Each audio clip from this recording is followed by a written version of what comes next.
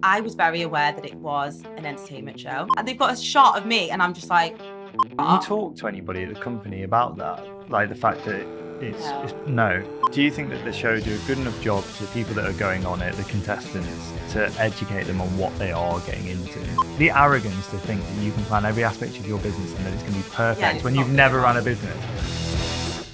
Victoria Goulbourne, welcome to the podcast. Thank you. I'm excited to be here. How you doing? I'm good. So, take it back. You're from Merseyside, Liverpool?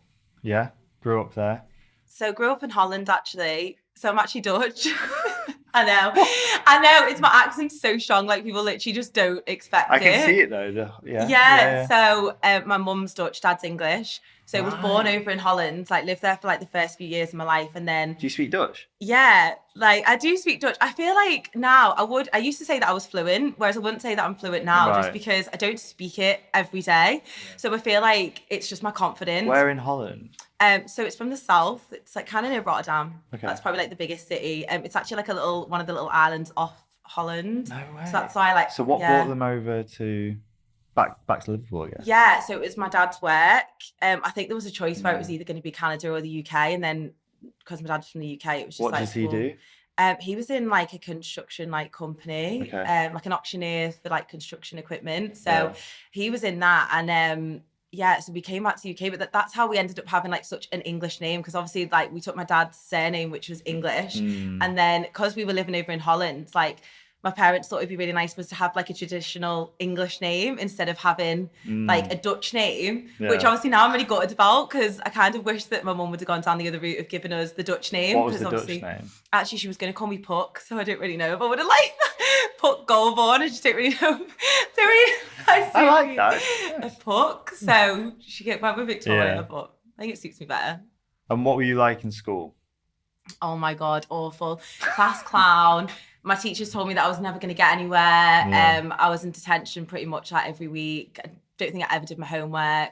Like, don't think I ever really went. That actually made me pay for my A-levels. Oh, no, wait, I didn't even get A-levels. I went to do AS levels, and they said that the school weren't going to pay for my AS levels, and I'm pretty sure they pay for everyone's AS levels. Like, it was a normal school. I didn't go for like a private school or anything. And I had to pay to do my AS levels, and then I still failed them anyway. So where did the entrepreneurial side of you come through? Was it during school? I've always sort of had it. So I hated school, hated being in the classroom, just always wanted to make money.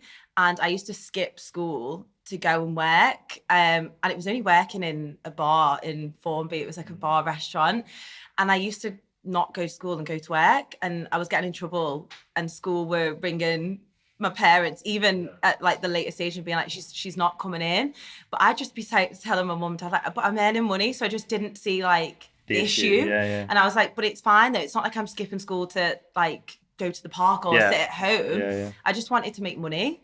So I think I've always sort of had that in me.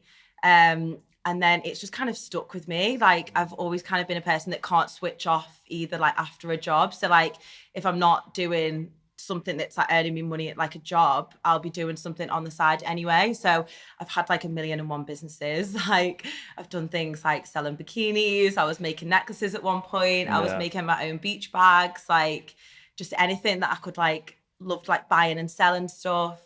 But am I right in saying when you came out of school, you went into cabin crew? Yeah. So how did that happen? I kind of left without getting my A-levels. Didn't really know what I was doing. I was just like working in bars and restaurants. And I remember my mum had sent me like a interview sort of snippet, and she was like, oh, they're interviewing for one of the airlines. And actually my mum always wanted to be an air hostess. But she actually applied for a job at EasyJet, and like she got the job, and I was like, Mum, I don't think that's like what she wanted to do, like because she always wanted to like travel, but like obviously with an airline like EasyJet, you don't actually get to travel, like you just kind fly of back leave. And forth. So it wasn't really the bad.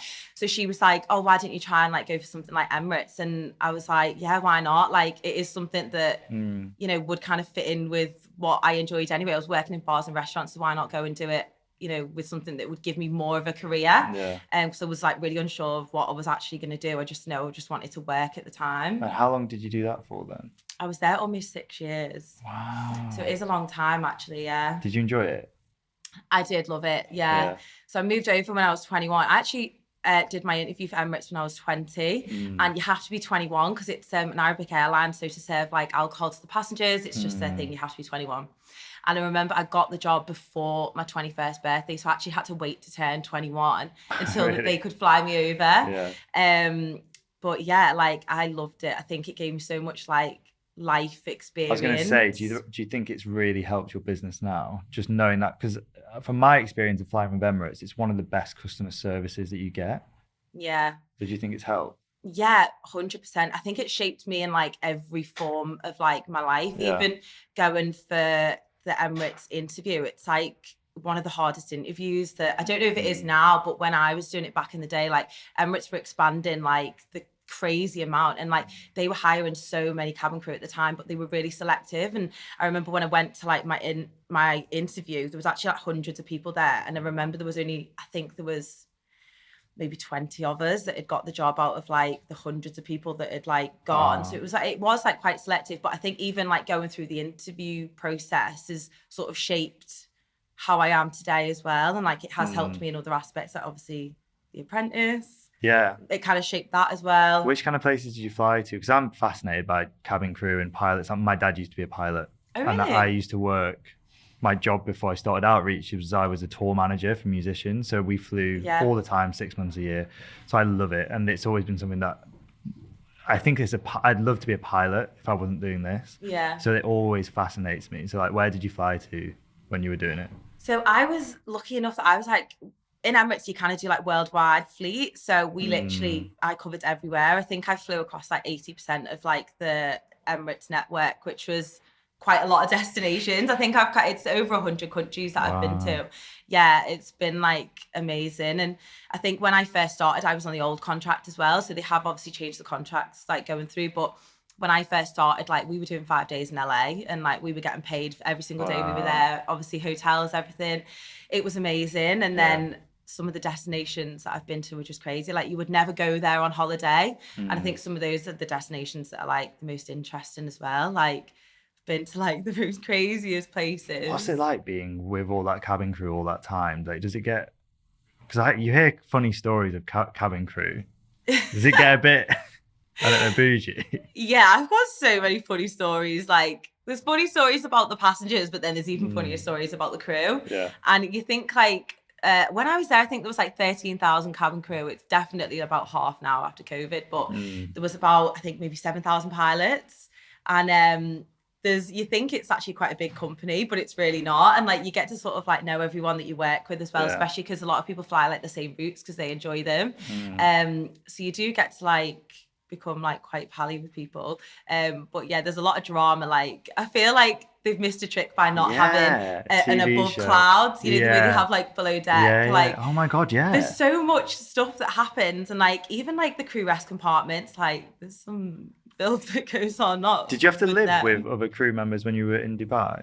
Yeah, so when you first went over, they put you into like a crew accommodation, and you were literally put in with like 2 random people that like you'd never met before. Oh my god, it's like uni. Yeah, and it was so because I'd never been to like uni, so I just didn't really know what to expect. And I think I was put with, I can't even remember who I was first put with. I had a few like flatmates. Actually, I got put with an English girl and a Dutch girl. So for me, I was like, oh my God, this is amazing. I was kind of, you know, like could be friends with them both because we had like loads of stuff that we could talk about. But I know like some of my friends, they were put with people like that they've never even like been to that country before, and it was really hard for them to like speak different languages. And like how do you live with someone that has such a different culture to you, and you just like they're just worlds apart. But it was actually really nice because a lot of friendships blossomed from that, and like people really, I think that was the whole point of Emirates as well, is like you do get to learn like so much about other cultures and other people, and it actually is like one of the things that I love the most. Do you think that, because I definitely think that, because I've worked in America, I've worked in Asia, I've worked in basically every continent in the world at this point, and I think it's made a huge difference in terms of the way that I run a business, and it's helped me in business because it's not just you just know the English culture. Do you think that that's helped your career now? Yeah, absolutely. Like I think even just speaking to people of different walks of life, I think that really helps in like business as well. And I think a lot of my knowledge now has come from speaking to the passengers that were on my flights and actually just listening to what they did. And I spoke to like so many different like celebrities, like CEOs of like huge companies, because I was like lucky enough to fly like premium cabin, and often like we'd be in charge of like maybe like 2 to 6 passengers, and if you had someone that was like open to talk on like a long haul flight, like the stories of like how their success happened actually really inspired me as well. And then obviously that sort of like led to me wanting to have my own business, just because I'd heard about all these like success stories and how basically people have made it from like absolutely nothing, and like their stories and like their journeys, and I just found that like really inspiring. I think that definitely has shaped like my sort of like business knowledge now as well. And is that why you left? Like why did you leave, I guess, Emirates or cabin crew? So it was honestly purely because of COVID. Really? And I think I'd definitely done like my time as well. Like I had done like 6 years, but I think I probably would have stayed a little bit longer. And I kind of it basically COVID happened and they closed like the international borders. So I tried to panic buy a flight out of Dubai because they said we're closing the borders. We don't know when it's going to open back up again. And this was in March 2020 when the UK started getting quite bad with COVID.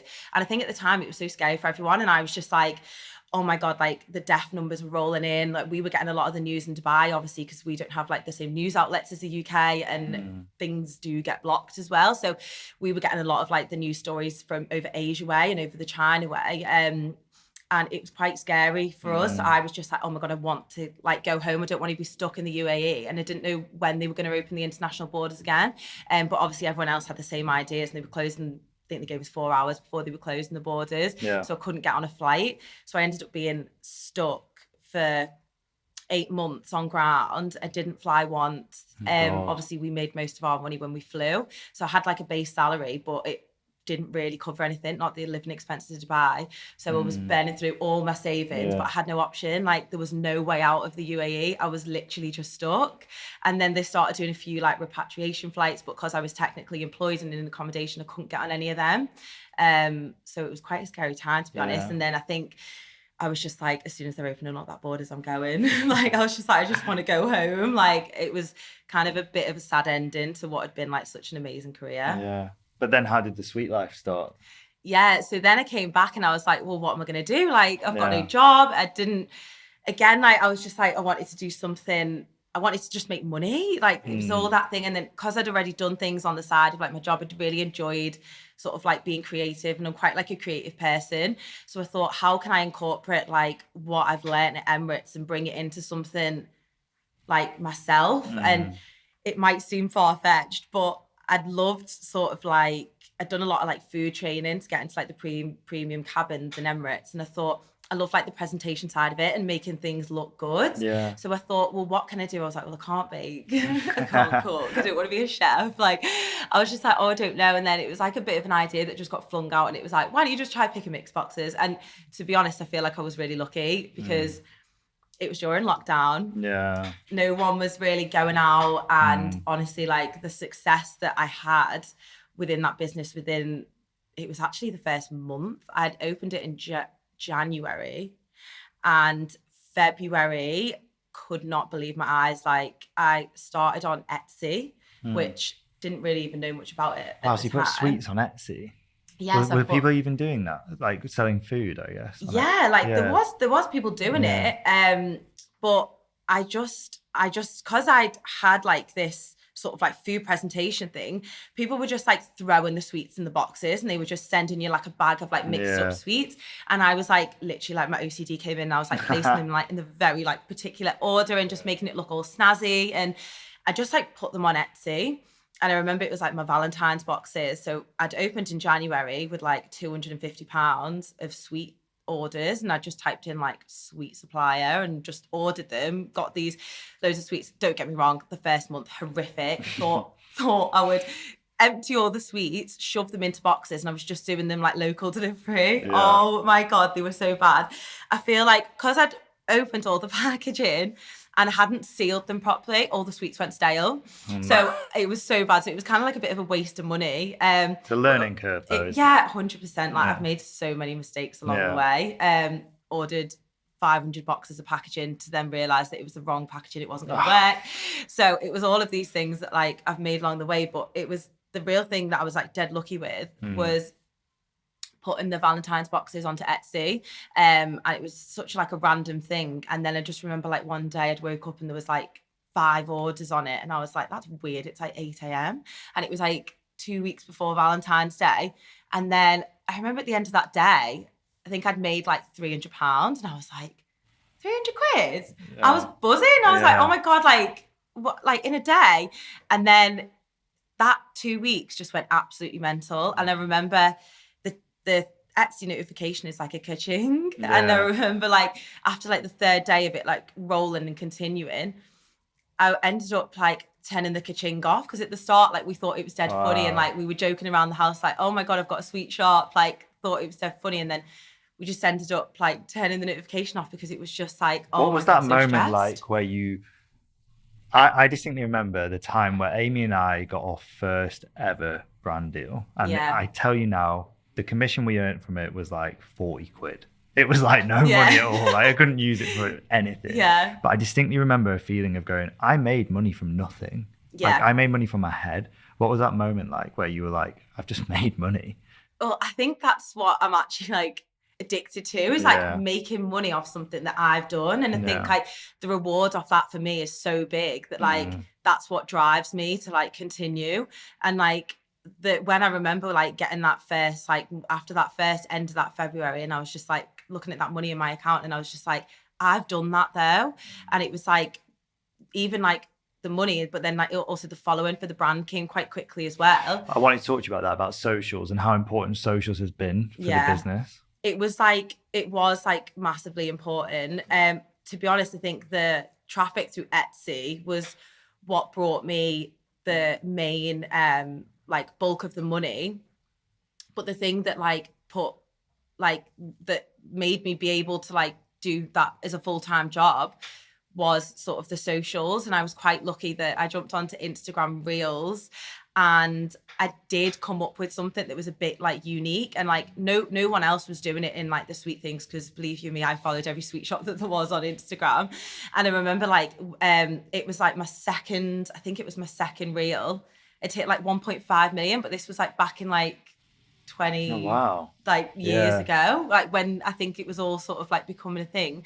And I remember like that was like so huge, and I was like, oh my God, I can't believe that I'd had like that many views off it. And I actually jumped about 12,000 followers off that one reel, and I just continued to do the reels, and they were really creative. It was like the gloves with the sweet boxes, and I think people just enjoyed watching it, and that sort of gave me like another push. So I think alongside like the Etsy wasn't getting me any of the followers on the socials, but the social content, the reels and stuff were obviously like boosting that. And I think between the two of them, that's what led to actually having a business that like made money quite quickly, quite early on. And what made you apply for The Apprentice? So it was a bit of a joke. Actually, the main question is, what's the harder interview process, Emirates or The Apprentice? I don't think, well, okay.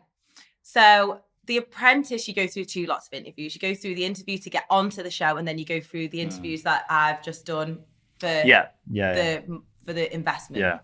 So the interview to get onto The Apprentice, I was very aware that it was an entertainment show. And it's got more entertainment versus when I remember I used to watch it years and years and years ago, and it was less, and it was always drama filled, but I feel like now it's so much more entertainment based. Yeah, I agree. Like, don't get me wrong, everyone has a credible business that goes on there, and they do vet our businesses 100%. But I think what you've got to remember, like, it is also an entertainment TV show. They have to have an audience, like they have to make people laugh. Like, that's the way they get their viewings. Like, it's not all that serious. Like, if you've watched Apprentice, especially in the last few seasons, like you'll know it is like full of laughs as well. So I think when I went into that, like I was just very mindful that it was like a bit of an entertainment show. So I didn't really feel like that was much of like a job interview, which is completely different than Emirates, because I was like, oh my God, Emirates is a job. Whereas this, I just thought I'm just going to bring my personality. And I'd actually listened to a few podcasts as well of people talking about their interview process to get onto The Apprentice. And I think everyone kind of says the same thing. It's like, your business will take you so far, but you've got to have like a personality to get on there as well. And I think without having like those big personalities for the TV, like they wouldn't have the TV show. And I think you've just got to be honest with that. Like, I think personality does take people a long way in the process as well, because there's definitely people that I know that have applied for the show that have amazing businesses and they didn't get on. What's it like being around those big personalities for that length of time? Like, how competitive, how catty, like, what's it like? It is hard because I think there is a lot of people that you normally wouldn't spend that much time with on the outside. You're not going to get on with all 18 people that you get put into that house with. And I think, you know, you're not even going to like to work with all of these people. Like, I really believe that you should work in an environment that everyone gets on, and you should try and make it like as friendly. But then obviously you're putting like a massive element of competition into it as well. And it's so weird because the dynamic's so strange. Like, you've got to work together to get through to the next round, but you're all in competition with each other. So it is like such a strange dynamic. And I think after the first task, like, we obviously, all the girls just wanted to be heard. Everyone wanted to, you know, have their say and come across on TV or whatever. And I think it was really difficult to sort of get anything done. Were you quite aware that you had to stand out though? Like, when you're doing those tasks and how competitive everyone is and how entertainment focused everybody is, was it quite aware that you were like, right, I need to do something here that's going to make me... Because I'm assuming as well, it's getting through the different rounds, they want people staying on the show that are also, they've got a bit of entertainment about them, right? Yeah. So what was that like? It was hard because I think in the first 5 minutes of sort of meeting everyone, I'd realised I was like, wow, like these personalities are so strong. And I was just like, I'm not sure whether I'm cut out for this. And I sort of went into like myself a little bit, and I was just like, I don't know whether I can do this. I don't know whether I can bring my A game. Like, because I feel like in my like audition as well, I was exhausted after the audition, because I feel like, you know, sometimes like I'm quite like a shy and like quiet person, like when I'm just on my own. And I feel like in that situation you have to be really sort of like out there. And I felt like, oh my God, I'm gonna have to be like, you know, the best version of myself at every single minute, and it's tiring. And I thought, like, when all the girls were like at each other and like all screaming to like get to the top, I was like, I don't know whether I can compete to be heard. Like, I don't want to compete to be heard. Like, I wanted to just... Like, you know, you can compete on a business level, but this is not business. No, it was like competing to like have the loudest voice in the room. And I was like, I just don't feel like that's me. I don't want to just shout over someone just to be heard so I can keep my spot on the show. It was like really strange, but then you didn't want to say nothing because I didn't want to go home as well. So it was kind of finding that balance where like I was happy to speak up enough, which I was comfortable with, but I also didn't want to shout over everyone else just to be heard. And then, but you have to like say something as well. It was such like a weird dynamic to try and like... How much do the producers get involved with that? Like, how much are they pushing that drama or entertainment? Yeah, the producers are there to produce the TV show. And I think, we did the Voxes, and I do think that they do produce quite a lot of it. They sometimes will tell you, so-and-so said this. What do you think about that? And in actual fact, it's like, don't even think they even said that. So they're actually just like, you know, so-and-so said that, you know, they think that you're the weakest link in the show. So what are you going to say back to that?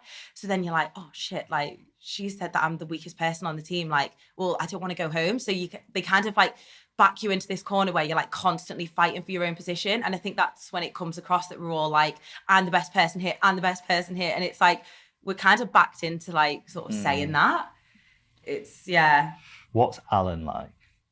Do you know what? He's exactly like what you see on the TV. Really? Yeah, like he literally is. I feel like he's just the same person. And I think the person that like shocked me the most is like Claude, because he comes across in the interviews just like so stern. Oh my God, yeah. And I would melt under Claude.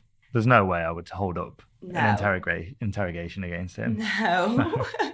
He's actually so scary. But off camera, he's so nice. He's honestly so nice. He's so lovely. And like there was like times where like he'd be like cracking up at things that we were saying off camera, and I'd just be like, I literally just like thought he was such a nice person. And even like backstage, like behind of You're Fired and stuff, like he's just such a lovely person, and he's so like warm, and like I feel like he does put on this like little bit of a stern sort of. To be fair to Claude, don't we all kind of do that in business sometimes? Yeah. Like, I don't think that I think I can be quite nice, and sometimes I have to lay down the law a little bit, and that's not really me. So I feel like maybe that's just Claude, you know, he's playing his part, isn't he? That's the thing, I know. Yeah. I think it is important that you have to play your part, and he plays his part so well. Like he has to be that person. Yeah. And I think that is so true. Like off camera, he's just himself, and he is just such a nice guy. Yeah. Yeah, so I think it does, he does have to play that. Did you start to get more comfortable in that environment of, right, this is an entertainment show, I'm going to show them a bit of entertainment here? Like, did it get easier throughout your time there? Or was it always just so weird? It was so weird, but like, I think the sort of after like the first like 1 or 2 episodes, I kind of just like got into the rhythm of it. And like, I think once you just drop the cameras and like you forget that they're there, because you actually do forget that the cameras are there. Yeah. And like once you actually just start having a laugh with people, and like I was having a laugh with the producers, I'd have a laugh with like the cameramen, like the sound crew, like we were just having a laugh. And then I thought like it was just my own personality. And like I feel like the first 2 episodes I was like, oh my God, I'm gonna have to be dead loud, I'm gonna have to be this, I'm gonna have to be that. But then like I think when you forget and like stop sort of like forcing like, you know, yourself to speak up, like it just comes naturally anyway. And like I'm actually not a quiet person. I'm probably shouting at you across this room now. I'm like like I'm actually just not that quiet person. So I think just once you get that out of your head, sort of forget that the camera's dropped, like you just let your own personality come out anyway. And I think that was when the things were probably most entertaining, because they put so many different personalities in there anyway that we all sort of clash or we get on. And do you get to see, because it was filmed so long ago, do you get to see the edit before it goes out? No. Not even like this is a clip of you. No. So you have no approval over it. So when you're watching it live on TV when everybody else is, that's the first time you've watched it? Yeah, I'm like screaming at the TV. I'm like, that didn't happen. Really? And I'm like, they've cut me saying this. Like they've made me look like I'm saying that. So they really manipulate the editing? Yeah, massively. Like they have to tell a story. Yeah. And they have to tell a story of why someone got fired. But like the thing that got to me the most is like my facial expressions throughout that whole series. Like they've literally got me looking like so moody all the time, and like they've got me like as if like I'm snarling people when they're speaking, and I'm like, I wasn't like that. And that's just that one shot. Yeah. And I specifically remember like being in agreement like with who wanted to be the project manager, and I remember specifically on like the second task, and like I remember like Megan wanted to be project manager, and I remember saying it. I was like, yeah, that's great. Like, let's move on. Like, Megan's going to be the project manager. Let's all get behind her. And I remember being really positive about it. And they've actually edited it so that I'm the only person that doesn't speak. So everyone else, you can hear everyone else in the background saying like, yeah, that's great. They must have like muted my voice, and they've got a shot of me, and I'm just like, and I'm like, but that didn't happen. That shot would have been from a different part. Can you talk to anybody at the company about that? Like the fact that it's no. Because I've spoken to a lot of Love Islanders, and they obviously are live, so they don't get any say. But I've also spoke to a lot of Made in Chelsea that they sometimes get some bit sent to them, and if they really hate it, then they can change it. But what I always get back to with anybody on TV is how that affects you after the show. Like if they make you out to be this snarling person and you get hate for it, do you now have support now you've left the show? Like, are they giving you any support? We do get support. Yeah. And there is like a dedicated like welfare team. You know what you're signing up for. Yeah. And the thing is like, they will always say, you know, but it did happen. Like you did say that. And I'm like, yeah, but you've cut the bit, what I said before about actually, I really agree with this idea, but I just think that maybe we could do this. And you've actually cut the positive and just had me saying the negative. So you're making me come across like I'm really negative. But I think. Do you think that you knew what you were getting into? I had no idea what I was getting into. Like, I had no idea. It was all like a bit of a blur, like when I think back about it. But think, like, I don't want to come away and think that that was like a really negative experience. Like, I want to make sure that like I've had a positive outcome from it. So I think like, even though like sometimes like I do get a bit like, oh, but you've edited this out and you've said this, and it is like frustrating, and like you want to like obviously like speak your truth and like let everyone know that like what had happened. But I just think like the people that are going to judge you over that, they're going to judge you regardless. And like sometimes people get so wrapped up in like the edit and they think like that's exactly how it happened and that's like the only way that it can happen, and they don't actually think that, you know, you've seen like a 20-minute clip of what we filmed over 3 days.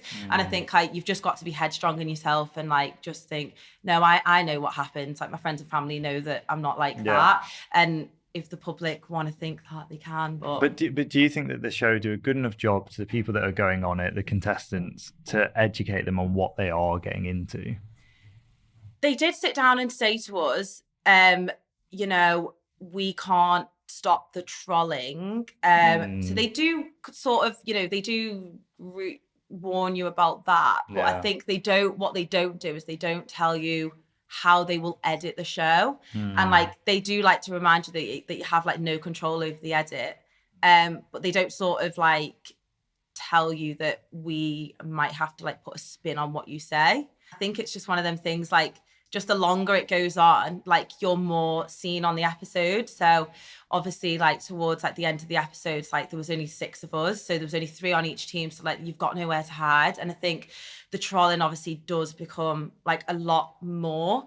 I think the trolling that gets to me is like the trolling about like the way that I look. And this was always one of the things that I was like really anxious about going into the whole process. And I said it to the producers as well. And I was like, I feel like I'm going to get trolled because like I like to wear my makeup and, you know, I like a bit out there fashion. And I just feel like I was going to be stereotyped for being the blonde Scouse girl on a TV show. And like, I wasn't going to be taken seriously. And I mean, I did get the trolling over it. I was going to say, have you had that? Yeah, I've had like pretty much all the trolling. Like, it's pretty hard, and I think you do have to like turn off from it. But sometimes I do look because I think it's only natural that like you want to look. But it's the people that comment like, about my looks. Like apparently my teeth really offend everyone on the internet. I'm like, they're not your teeth, they're mine. I just don't understand why. I mean, I always look at the person doing it and thinking, what's going on in your life to want to comment that, because this is a show about business, not about fixed teeth. Yeah. The one thing that did annoy me was this is a business TV show, and actually during one of my interviews, which is something they didn't show, which has been something that I've been so annoyed about since the start, was that Linda had sat opposite me and she did say to me, you're very good at sitting there and looking pretty, but not much else. And I think for me, that was such a Why do you think they cut it out? Because I don't think that it would be a well-liked comment by the public. And it's got nothing to do with business if I can sit there and look pretty. No. And I think in actual fact, like women in business, like we're supposed to empower each other. And I think for someone who's supposed to be like this amazing like role model for women in business to sit across to me and basically slam me about my looks and tell me that I'm not going to do anything in my life, all I can do is sit there and look pretty, I thought that was so damaging. And I remember I came out of that and I just sobbed. I just sobbed and sobbed and sobbed to the girls downstairs. And I was just so upset. And yeah, like no one said anything from production. Like I was so angry. And like, I was just like, I can't believe that they've even been allowed to. So none of the team filming came and had a chat with you about it? No. She never came and chatted to you about it? Wow. Because there has been some stuff in the media about bullying in the show. So did you see any other types of bullying bar that? I think the interviews was tough. So there was a few comments that got made that we didn't think that were very fair. But with the candidates, like it's hard. Like you're never going to get on with everyone who's in that house.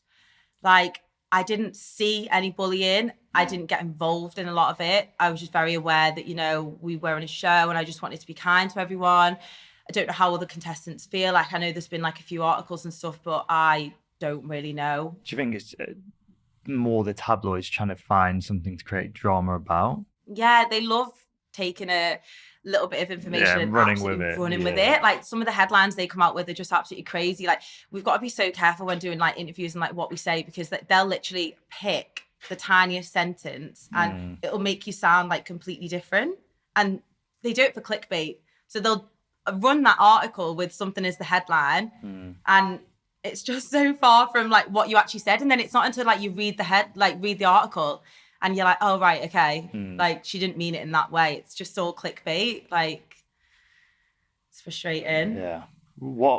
There's been a lot made about the Love Island comments, and it's the second year in a row that it's been an all-female final.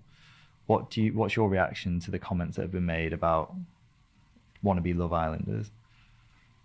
I just don't know why the press go for that. Yeah. It just confuses me, and I think it's like really like putting us down, and like I don't know. I just don't understand like their angle on it. I don't know whether, you know, Love Island is like a massive like show and like I don't know whether they think that it's going to give them more engagement on their post or I don't know, like they love slapping a bikini picture on of us, like when our names like first get released, like they've done it this year, they've done it last year, but it's just like that comment actually has ran with me through the whole process. And I think like out of everyone, like I've had it the most. Like every time I put a question box on my Instagram or I just get comments all the time, like, so when you're going on Love Island, like, and I'm like, you don't actually even know if I'm in a relationship. Like, so it's just like, it just doesn't make sense. And I think like, it's like that whole like stereotyping.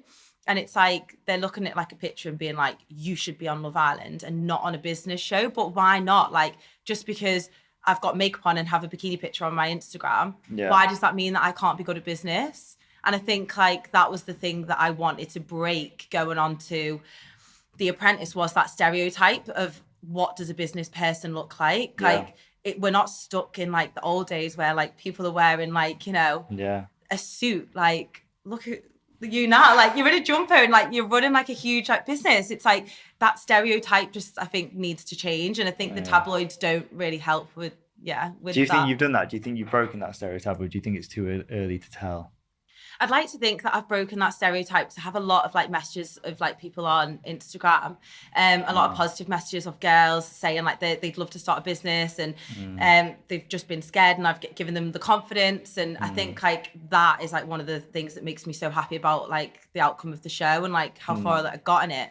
But I just think sometimes like the press, they just jump on it. Yeah. What in terms of the outcome of the show, how do you think it's going to affect The Sweet Life? Like, what do you think that the outcome of the show is going to lead to now?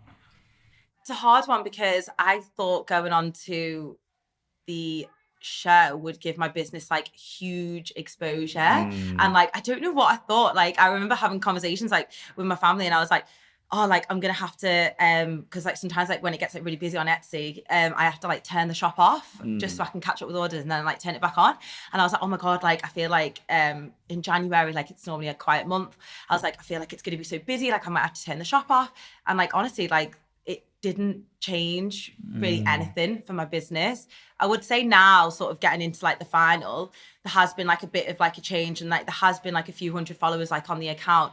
But I think like I really sort of thought there was going to be like a massive sort of change. Do you think that social media had a bigger impact than the shows had? Like your own socials?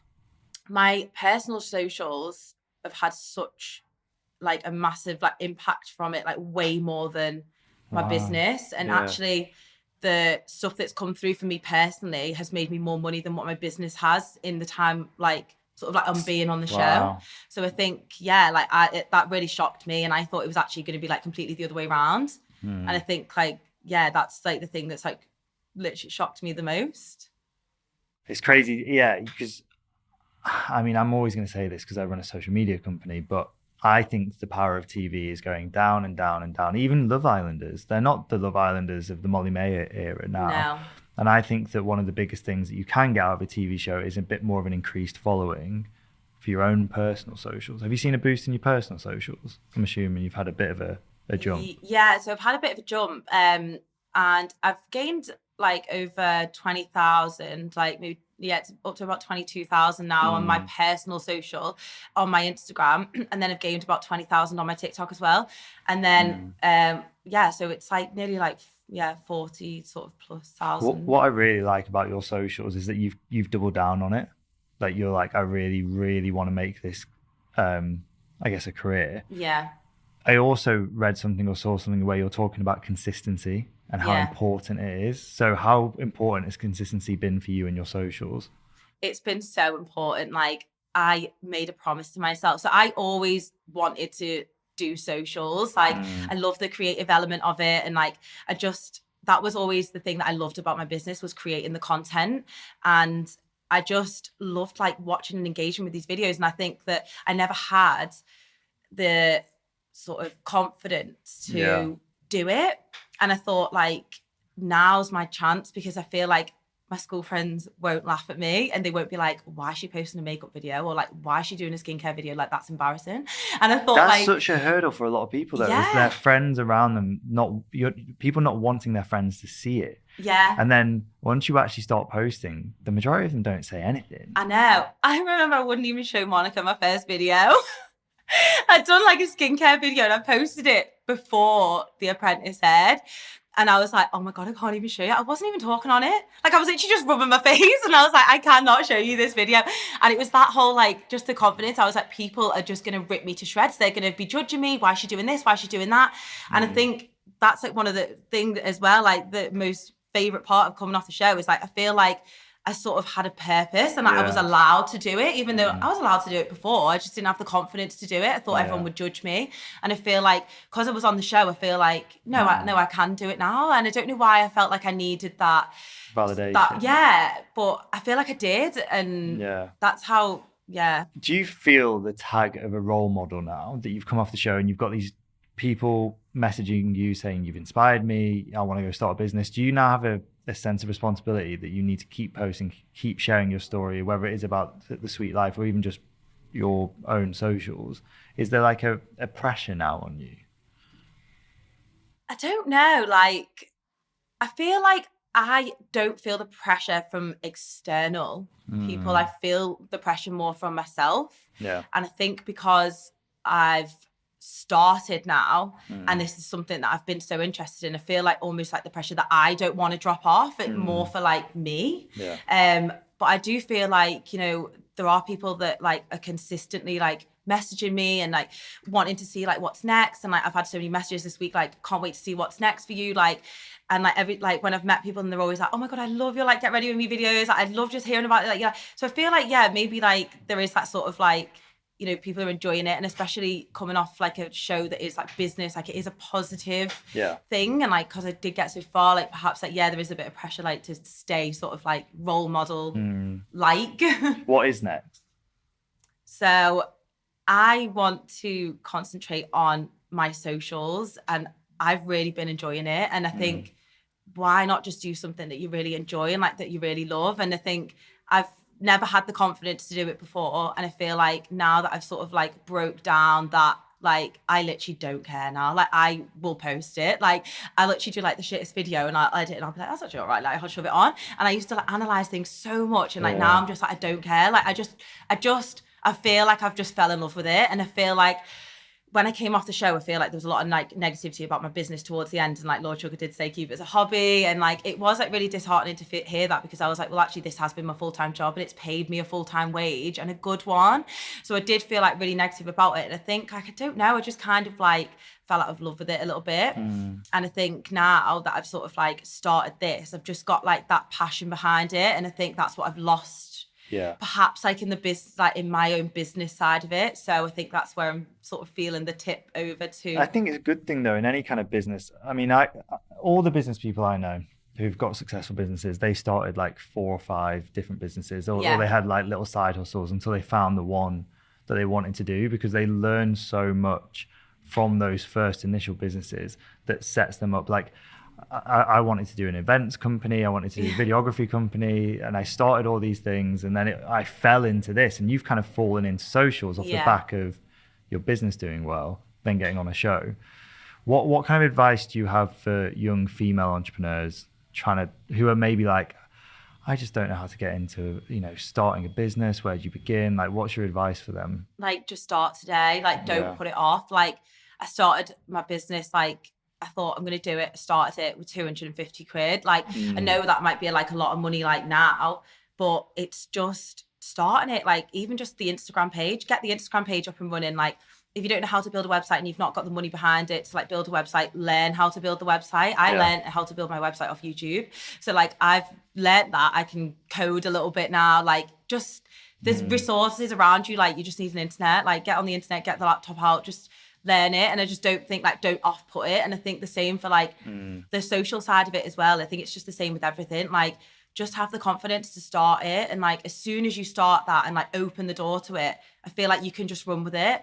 And I feel like sometimes like, you know, we're the worst at like being like self-critical and like, you know, like putting things off and I'll do it next week. And you're never going to do it. Like, just if you've got an idea, just go with it. I always say to people that the worst thing you can do is try and plan a business. I'm not saying that business plans aren't important and all this kind of stuff, but if you just sit there and just try and plan every aspect of your business. The arrogance to think that you can plan every aspect of your business and that it's going to be perfect when you've never run a business is madness to me. So I always say to people, just get started. Yeah, and make mistakes. Make the mistakes and you'll learn from it and your business will evolve anyway. So I think that's really good advice. One of the other reasons I wanted to speak to you isn't just because of The Apprentice and your socials. It's that you're quite big on mindset, aren't you? Yeah. And there's a book, Think Like a Monk. I've not read it. Why should I read it? So I find Jay Shetty really interesting. Yeah. And I think so he went and basically like practiced to be a monk and then came back to like live in London and obviously worlds apart, like completely different. Yeah. And I just think for me is like having a good mindset and being in like a routine, like with your mindset, I just think is so important. And I think it always, every time like I sort of like get a bit like lost in anything, I always just bring it back to my mindset and like going back to like little bits of information that I read and like things that like will stand out to me. And I just think it just creates everything. Like you need to have that sort of like line and like go up from it. And I think every time like you sort of get a bit like lost and a bit frustrated, it's always good to just come back to mindset. And I think by having a strong mindset, like once you've conquered your mindset, like you can conquer anything. Like you don't need like anyone else to like help you. I feel like once you're focused and you're in that mindset, like you can literally like aim for whatever. And I feel like it will just help you like get there. Manifestation, huge. Yeah. I mean, so many people I've been speaking to on this podcast have said similar things and they're all in fairly successful situations, but they also go through a lot of tough and stressful times and they always go back to you can choose your mindset as well. You can choose to be happy, you can choose to be sad within the realms of, you know, obviously there are some really stressful bad things out there, but in terms of day to day you can choose your mindset. And that's the first thing you have to get right before you can be successful or just positive in anything. So final question, what is your one tip for a positive mindset? For me personally, it's actually routine. And I just think having some form of routine in your life, like even if it's nothing to do with like business, it's just like your personal life. Like for me, like one of the things that like keeps me like in a positive mindset is just having like my daily walks with my dog. Like I have that hour where I just like switch off from things. I just go for a walk and it does like make me happy. And like Benny gets upset when he doesn't get his walk, but like I get upset as well. And like I think it all just I think routine and like consistency across like the board is just so important. And I think I always feel out of whack when I'm not in routine. Like I've been away now for a few days and I'm like I'm itching to get back to just to like my normal sort of like routine life, because I feel like I've not posted on my socials enough, I've not done this, like I've not like looked at my business orders, and I think that like creates like this mindset that I don't like to be in. So I think like when I'm in a routine, like I always feel like more positive and I feel more calm, and I feel like you can just achieve a lot more when you're in that sort of mindset. I completely agree. Vic, thank you so much for coming on. Thank you for having me.